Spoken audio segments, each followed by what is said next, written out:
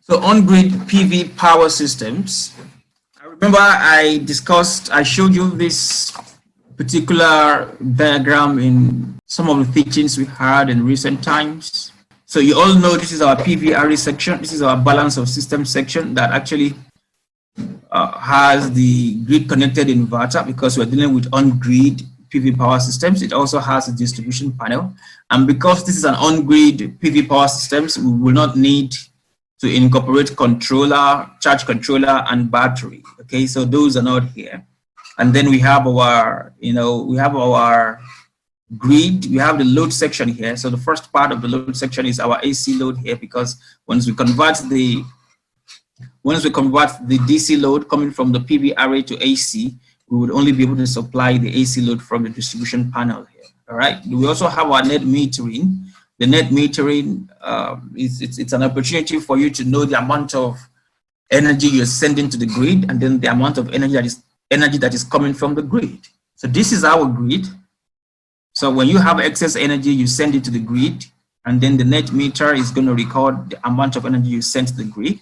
When you need excess energy and you cannot produce enough from your PV array, or probably when you have excess additional load, or probably you're at a peak point where you need more energy, you're going to take from the grid. Whatever you take from the grid would also be recorded via the red net metering. So the concept of the net metering is that we would subtract exactly whatever it is you take from the grid from what you give to the grid. If what we have is a positive value after the subtraction, it simply means that the grid is still owing you. You're not owing the grid anything, okay? It means that what you're taking from the grid is lower than what you're giving to the grid. But if after subtracting what you're taking from the grid from what you're giving to the grid, you obtain a negative value, it simply means that what you're taking from the grid is way more than what you are giving to the grid. In that particular case, you may be asked by your utility company to pay some extra bills and things like that. But then it all depends on the location, the area, and then the policies of the location that your PV system or PV power plant is situated. So you're familiar with what is going on here. You have an idea of what we do have here. That means we can take it to the next level. What you can see here talks about the system efficiency, the grid power. You can easily look at how the efficiency has been measured from this particular slide. Okay, now this is our sun. Okay, this is our sun, this is our PV, this is the PV module, right? This is the PV module. Okay, and then this is our inverter. So when the sun hits the PV module, we generate DC energy. You know that already. So DC energy comes out of here. So this is our DC energy that comes out of here, and that DC energy is fed into the inverter, and then what comes out of here would be our AC energy. So now we're going to try to look at how we play with the estimations of the efficiency of our system. Okay, the irradiation that comes from the sun is about 1,000 watt per square meter. That would be 1,000 watt power for 1 square meter. That is what this simply represents. For every 1 square meter, we receive 1,000 watts for every 1 square meter. Okay, so that's what we get from the sun. And then when that gets to the module, we have to take into consideration the efficiency of the module. If the efficiency of the module is just 20%, it simply means that out of this 1,000 watt per square meter that is coming to the module, only 20% of it will be converted. Okay, only 20% of it would be converted. So if the efficiency is 20% for the PV module, it simply means 20% of 1,000 will give us 200 watts per square meter. All right, so after the module, based on the efficiency of the module, 1,000 would have been reduced to 200 watts per square meter. Again, we have cables. These are cables that we use to connect energy from the PV module straight to the inverter. So we have to take into account the efficiency of the cables. If the efficiency of the cables is 98%, that simply means that power coming out of the PV power plant can actually would experience some losses. Only 98% of it will be transported, okay? 2% will be lost during transportation. So 98% of 200 watt per square meter gives us 196 watt per square meter. So 196 watt per square meter is what would be fed into the inverter, okay? The grid connected inverter. Now, the efficiency of the inverter is about 95%. So, and there are different types of inverters. Some of them may have 90% efficiencies. Some of them may have 98% efficiency. Some of them may have 95, 96, 97. Depending on the type of inverter, the efficiency ranges from 90 to 100%. Okay, very good inverters. Okay, so what you find here is that the efficiency of the inverter is 95%. So whatever we feed into the inverter, only 95% of it will be useful. 5% will be lost during the conversion processes. Okay, so 95% of 196 will give us 186.2 watt per square meter. That is the amount of power that we will get outside, you know, just after the grid connected inverter has evaluated has converted the DC energy that has been fed into it. So you see what we have left is 186.2 watt per square meters. So the efficiency of the entire system will be the output power per square meter that we have, which is this. This is output power, okay, per square meter. And then the input power per square meter is to the module or to the entire system. This is the input power from the sun, okay, and then this is the output power from the inverter. So the efficiency of the system will be the output power divided by the input power multiplied by 100, and that will give us 18.62%. Okay, so invariably, what this tells us is that the efficiency of the entire PV system will be dependent on the efficiency of the module, efficiency of the cables, and efficiency of the inverter. If you multiply the three efficiencies together, you will find the efficiency of the entire PV plant or PV system that is being installed or that is expected to be installed. All right, so that's what's going on here. So let's take it a step further. So what you see here is the design flow chart. The design flow chart for the grid connected PV power plants. So this is supposed to be charge controller. If you remember when we were talking about the off-grid or the standalone PV power plant, this was charge controller, this was battery, and then this was days of autonomy, okay? Because we're dealing with on-grid PV power systems, we are not using battery, and because we are not using battery, there is no need for days of autonomy and there is no need for charge controller. So this entire part of the system is not included for the on-grid PV power systems. We only have our PV array design that takes into consideration the load demand, the losses, and then the equivalents on hours for the location. And then directly from the PV design, we go to the inverter design, and then we have our final design. Okay, so it's important that you pay attention to this.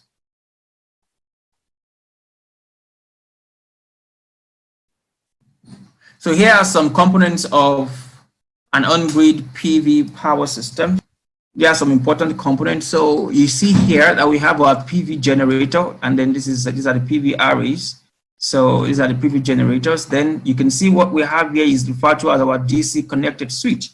All right, DC connected switch. Okay, so what usually happens, or what this does, is that it disconnects the PV from the inverter. As you can see here, this is the DC to AC inverter. As you can see, this is the inverter here. All right, so what happens is that this DC switch disconnector, it disconnects the PV generator from the inverter, especially when we have a defective inverter. All right, so this is the switch that actually interrupts the transmission between the PV generator and the inverter.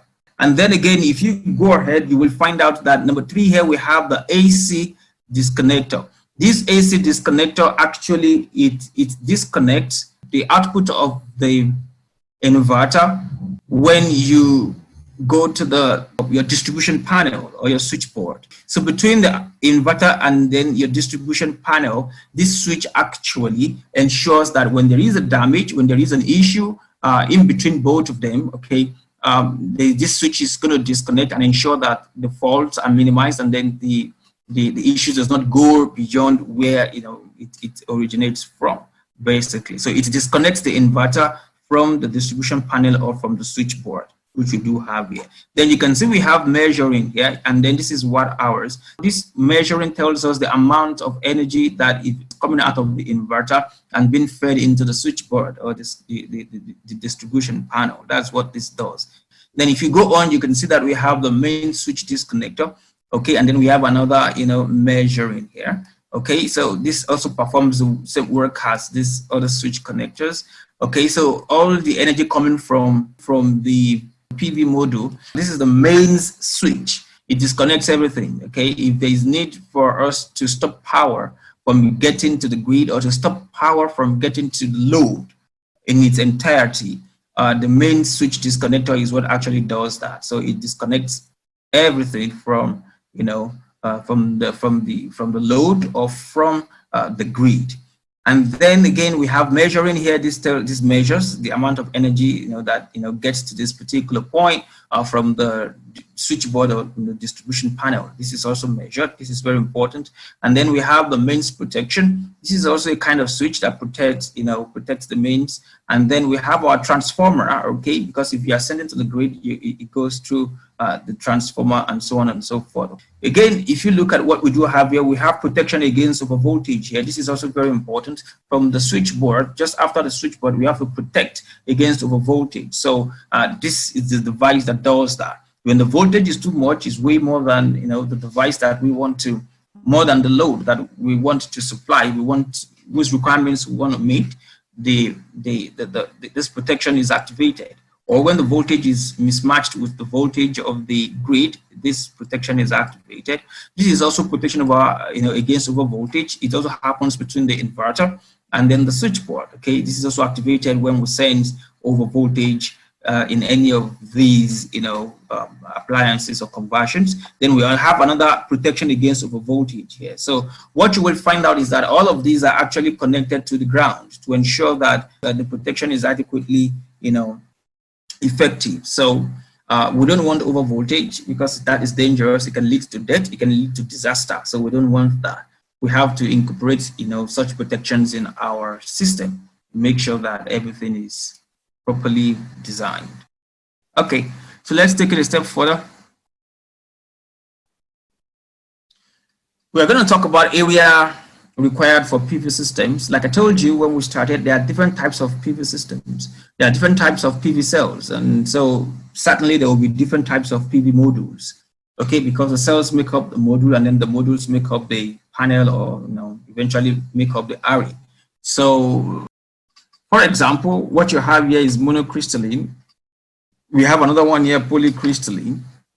The efficiency of monocrystalline is higher than the efficiency of the polycrystalline. These are crystalline silicon modules.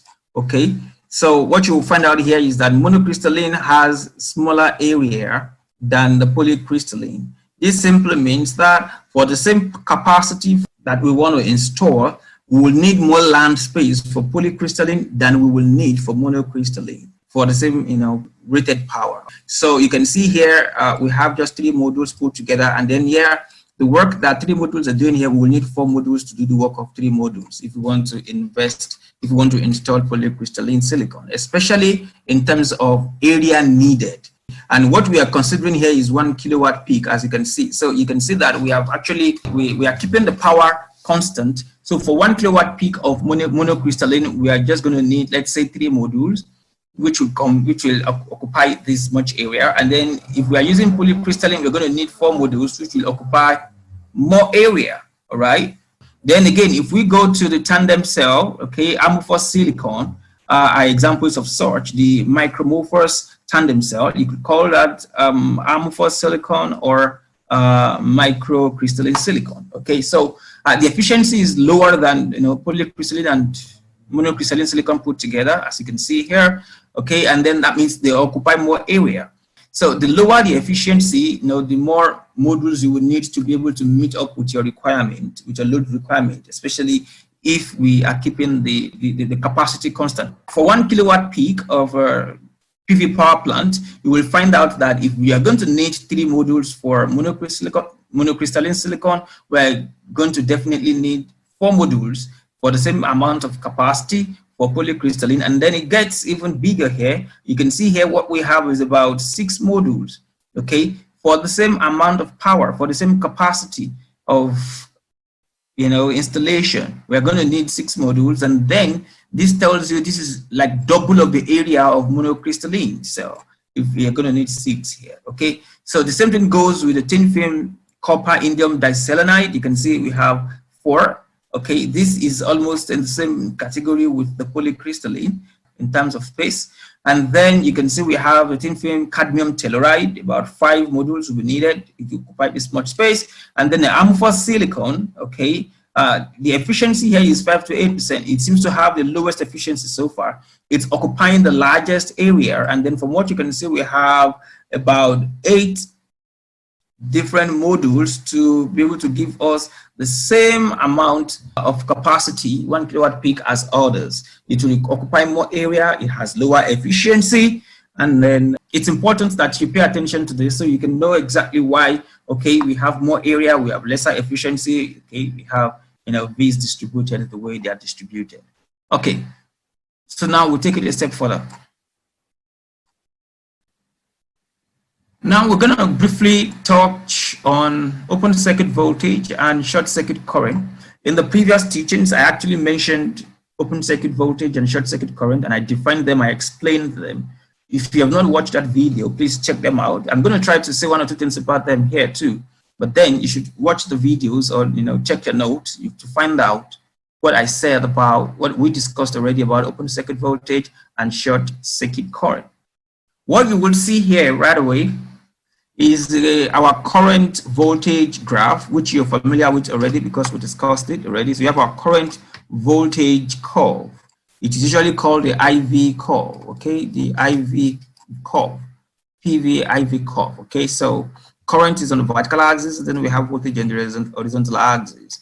You can see that we have this curve, this purple curve here, or pink curve, okay, going from here, right, this point to this point here. So at the point where we have this red curve on the vertical axis, on the current axis, that point is called the short circuit current, as you can see. At the short circuit current, one of the things I remember mentioning to you is that at short circuit current, voltage is not connected to any load. Okay, so the voltage is going to be 0 at the short circuit current. And then I remember that I told you that at the open circuit voltage, when you trace this and get back to the voltage axis, you know, what at the point where that pink curve stops is what we refer to as the open circuit voltage. So at that point, there is no current at all. Current drawn if no load is present is what we call the I short circuit, and then the voltage across when there is no current at all is what we refer to as the open circuit voltage. So when there is no current, we have our open circuit voltage. When there is no voltage, we have our I short circuit, which is the short circuit current. Okay, and standard test conditions, we have 1000 watts per square meters. Okay, the cell temperature is going to be 25 degrees Celsius at that particular point. Now we talked about the knee here, and then I remember telling you that at this particular knee is where we have our maximum power. Okay, we have the maximum power at the point, at the operating point of the cell. And okay, so at this particular point, we have our maximum power, and then the maximum power is usually given as the maximum current multiplied by the maximum power voltage, the maximum power current and the maximum power voltage. If you trace the curve down, you get your maximum power voltage. If you trace it across to the vertical axis, you will get the maximum power current. Okay, so the multiplication of the two will give us our maximum power. All right, so the pink curve represents our IV curve, while you will see another curve picking it from the origin here, which is the blue curve here, and then it goes right up and then bends at the top and comes down. This particular curve is referred to as the power curve. That particular curve is usually referred to as the power curve. All right, so you know what the IV curve looks like, and you know what a power curve looks like for photovoltaic power systems. So here we do have a couple of components you want to look at that we can use to take some measurements. Okay, so what you see here is a multimeter. This is a multimeter that can be used to take measurements. Okay, you can easily connect this to your module, and then you connect the amount of power or the amount of current, you know, drawn by your module, or amount of power or amount of voltage across the, you know, module. You can do that here. You connect the positive. This is the positive end. Okay, you connect, which is the red. Red is usually red in color, and then the negative is usually black in color. Okay, so you connect them this way, and then you take your measurement as at when due. All right. These are important measurements. Looks more like a galvanometer for the measurement of current. Okay, so you can check that out too. So what we want to quickly talk about right now is the impact of irradiance on PV modules.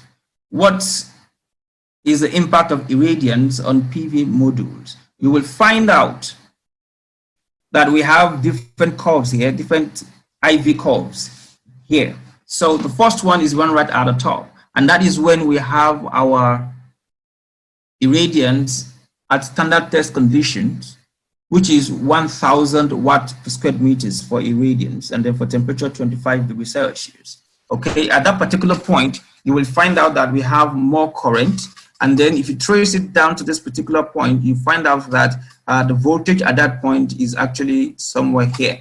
Okay, but then when the irradiance drops to 900, what do you notice? You will find out that the current drops significantly, but then there is no significant difference in the voltage. There is a little bit of difference, minor difference, but it's not significant in voltage, but more significant in the current. Okay, again, when it drops again to 800, you can see that the changes are significant in the current, but not too significant in the voltage, right on up to when it drops to 500. So even when you have 500, the current would have dropped from about probably 3.2 to about 1.5 or 1.52. All right, and then the voltage, you know, the changes in the voltage is not that significant. All right, so that's what you see when, you know, you have variations in solar radiation.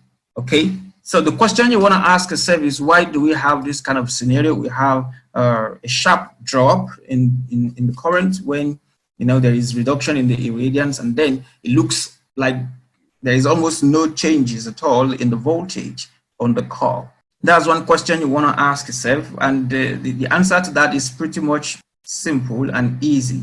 You know, this just tells you, this explains to you that on the modules, the irradiance has more effect on the current than it has on the voltage. It has more effect on the current than it has on the voltage. But then what next you will see when we move forward is when we look at the effect of temperature or the impact of temperature on PV modules.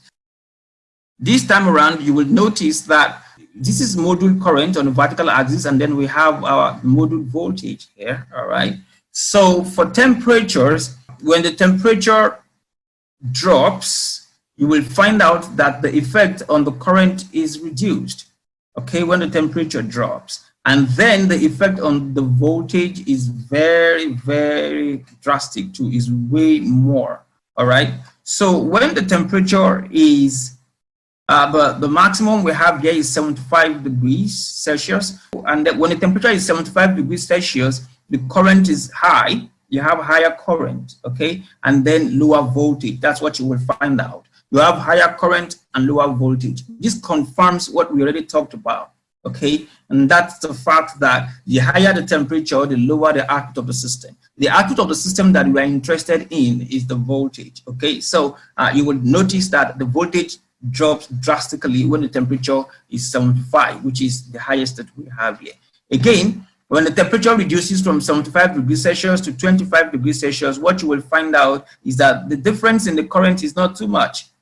The difference in the current is not too much. Okay, so it's like what is happening when there are variations in irradiance is like inverse of what is happening when there are variations in temperature. So you see that at 50 degrees Celsius, the current, you know, drops a little, very, very minimal difference. And then the voltage difference is much. As you can see here, the voltage difference is much. And as a matter of fact, the voltage increases. The voltage of the system increases. So it means that the more we can reduce the temperature of our system, the more voltage output that we would have. The more we can reduce the temperature of our PV module, the more, you know, the better the efficiency of the module, and then the more output, you know, that we would have. Okay, this is very important because this is actually what we've been talking about. Again, you will find out that as the current drops again to 25 degrees, all right, you find out that the voltage increases even further at a very high margin, but the current drops just a little. Again, if you go to current, when the temperature drops to 0, you can see what keeps going on, and then the voltage just keeps going up like that. Okay, so this is very important for you. Pay attention to it This should solidify your understanding about all the things we've been talking about. So let's talk about number of strings connected to an inverter. Number of strings connected to an inverter. Okay, how do we determine the maximum number of strings that can be connected to the inverter? What we do have here is what we call, this is what we refer to as the module current, the maximum module short circuit current. This is maximum module short circuit current, all right? And then what we have here, this is our maximum input current, as you can see here. This is the Imax. This is the module current, module short circuit current. This is the module maximum short circuit current. Okay, module short circuit maximum current is going to be 1.25 multiplied by the module short circuit current. This module short circuit current, you will find it on, it comes with the manufacturer specification. If you multiply that by 1.25, you would obtain your maximum, module short circuit current that is possible. Okay, and then this floor represents area. Okay, this floor represents the area, and then this N represents the number of modules that you can have, number of modules you can be that you can connect in parallel. Okay, so and then you can see IMSC. You already know that already. We have that here. All right, so you can easily calculate number of modules you can connect in parallel from here. Okay, so how do you select your inverters? There are different choices of inverters that you can have. Okay, so you might probably ask yourself questions. What kind of inverters can I use? The first question you want to ask yourself is, what do you want to use your PV power system for?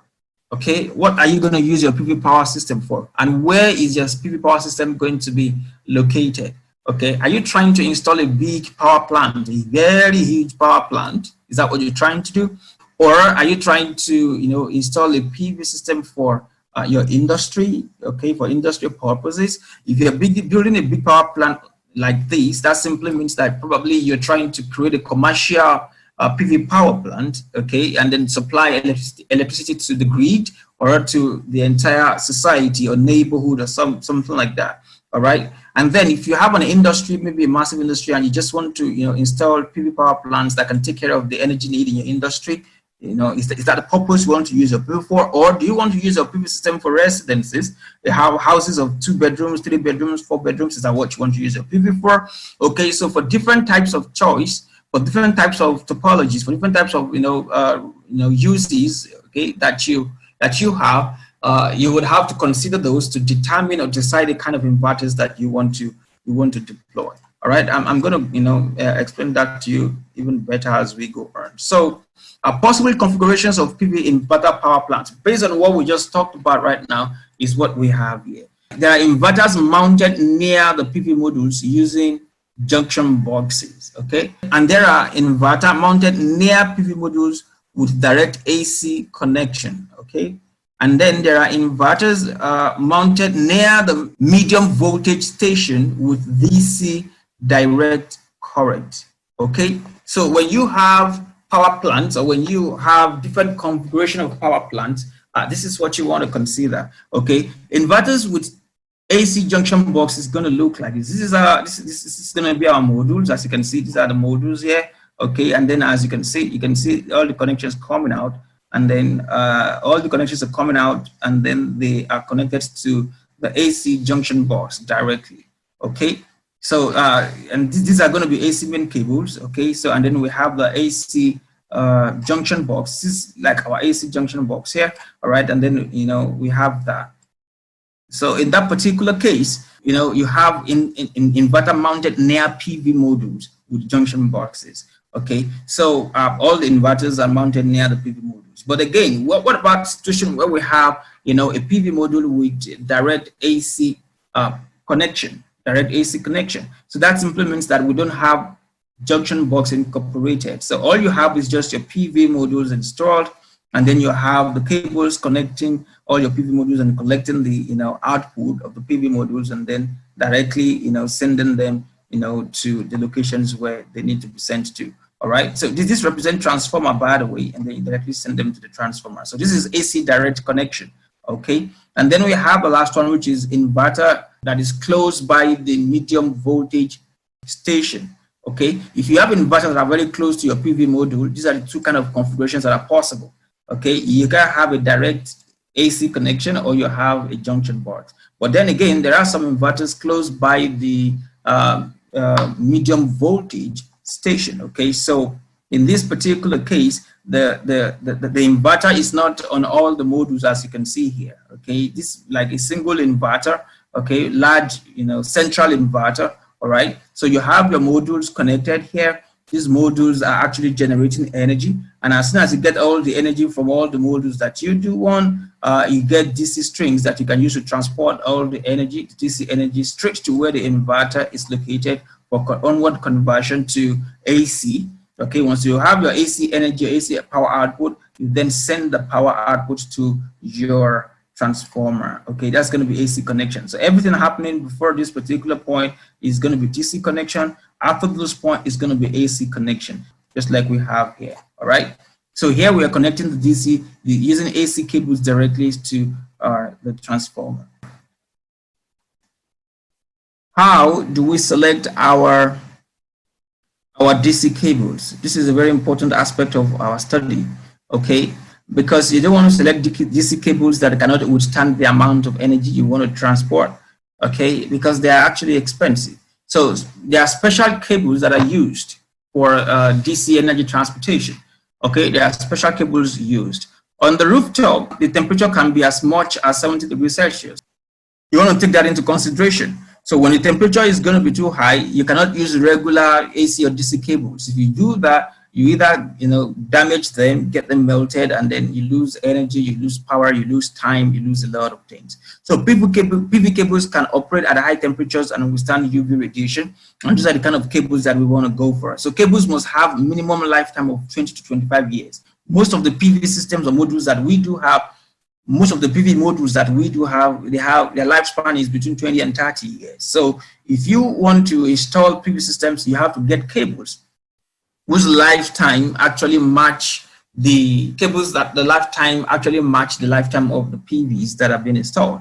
PV cables are single core cables having double insulation. Single core cables, okay, so you can see this is a single core.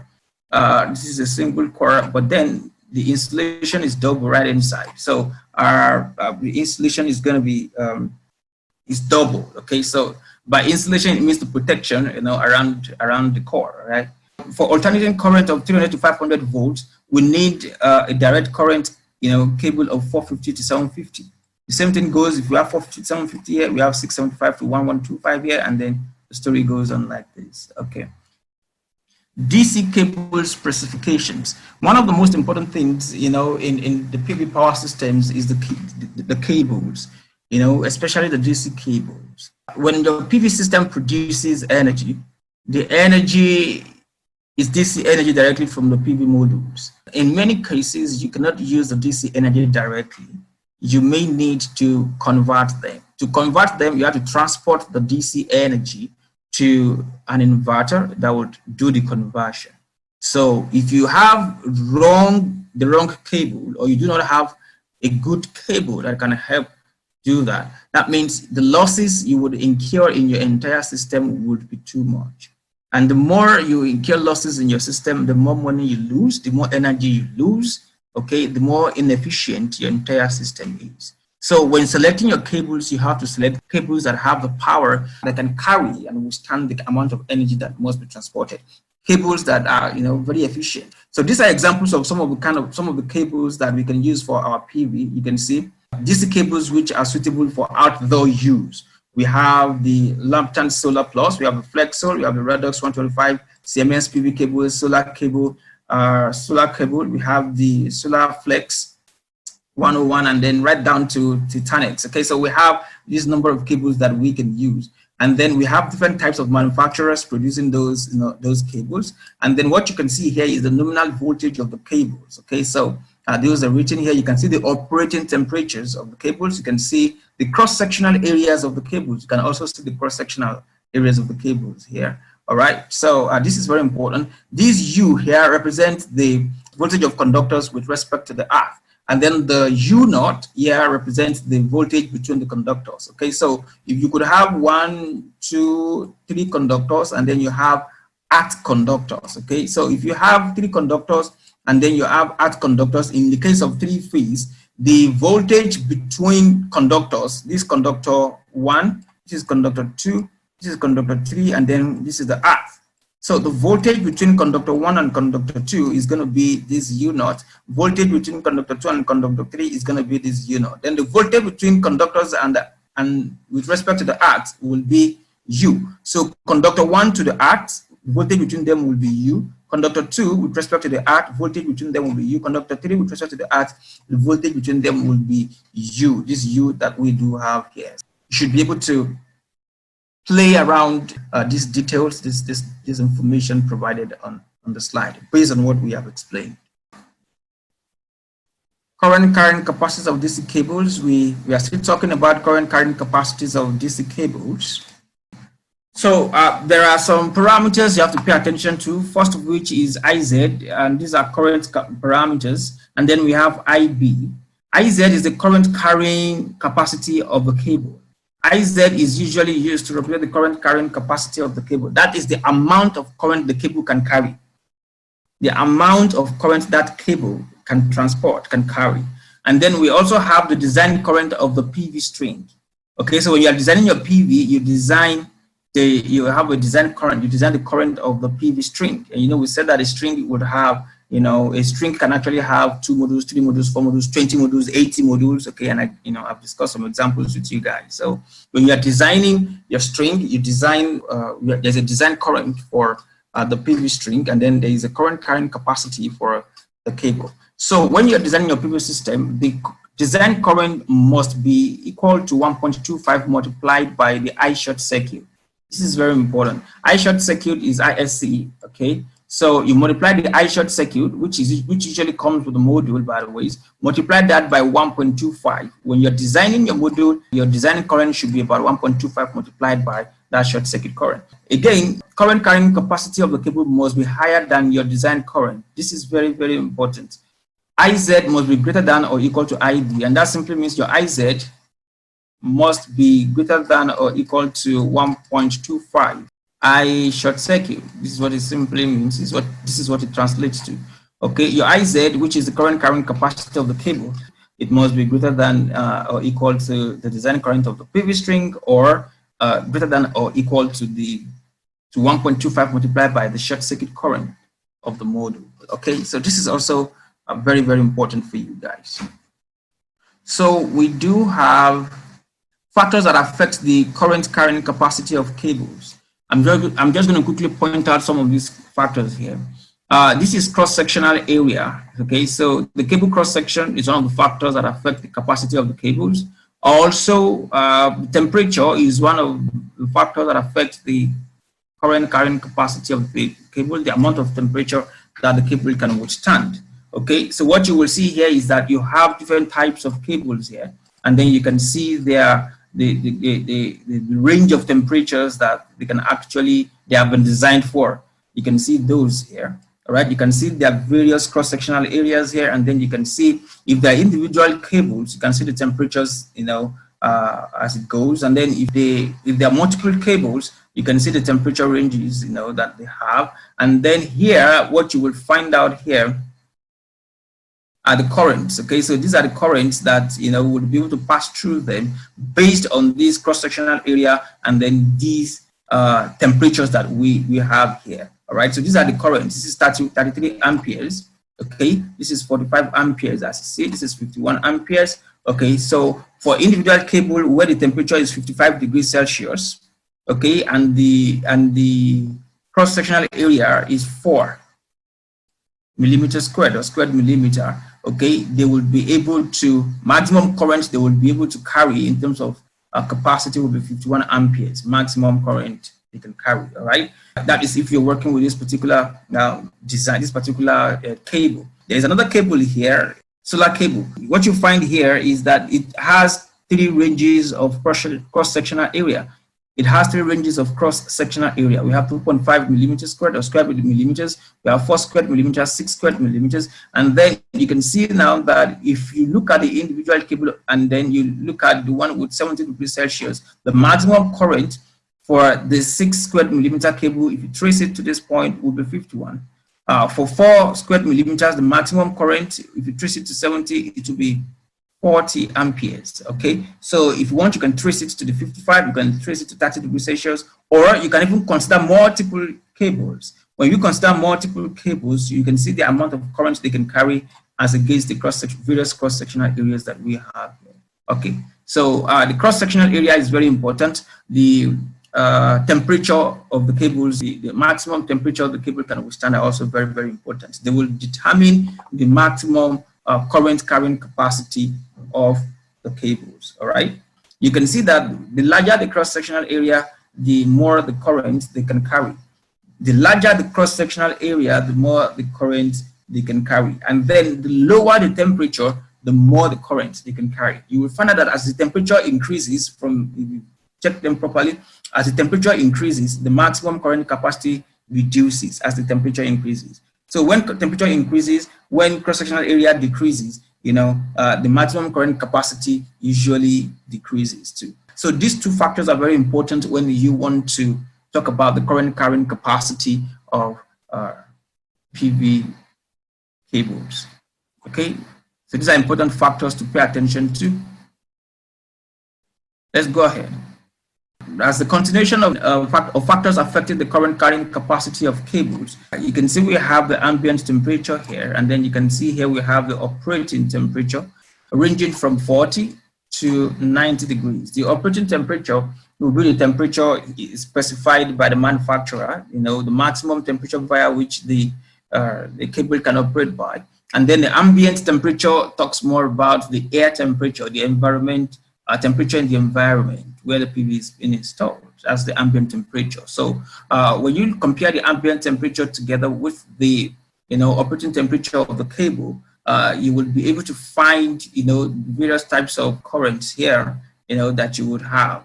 Okay, so you just trace them, and then you will be able to see exactly, you know, the currents that are represented here. So let me quickly show you one or two things. If the ambient temperature is 95, and then the cable has operating temperature of 90 degrees, you will find out that what you have here is nil. It simply means that you cannot operate with, you cannot have a 90 degrees cable operate in an ambient temperature, a place that has an ambient temperature of 95. This is just not going to work. Ambient temperatures have been controlled by the amount of sun that is made available within that particular region. So as the temperature increases, you will find out that some of the values begin to drop depending on the operating temperature. As the ambient temperature increases, some of the, you know, values, you know, begin to drop and reduce depending on the prevailing operating temperature of the cable. All right. So basically, for each of the temperatures that we have, as the ambient temperature increases, you know, the current carrying capacity also decreases. Okay. So this is one which is like 100%. Okay, this is like represent like 100%, and you have 0.91 here where the temperature increases to 35, and then the operating temperature of the cable remains 60. You can see it drops. It's 1 at 30, but at 35, you know, it drops to 91%. The current capacity drops to 82% as the ambient temperature increases to 40. So as the ambient temperature increases to 55, if we keep the operating temperature constant, you will find out that the current carrying capacity has dropped to about 41% for this particular cable. Okay, the same thing goes here. So as the ambient temperature increases, you will find out that the current carrying capacity of the cable also continues to decrease. From 1, it goes down to 0 to 45% here, and then it keeps going down that way. Okay.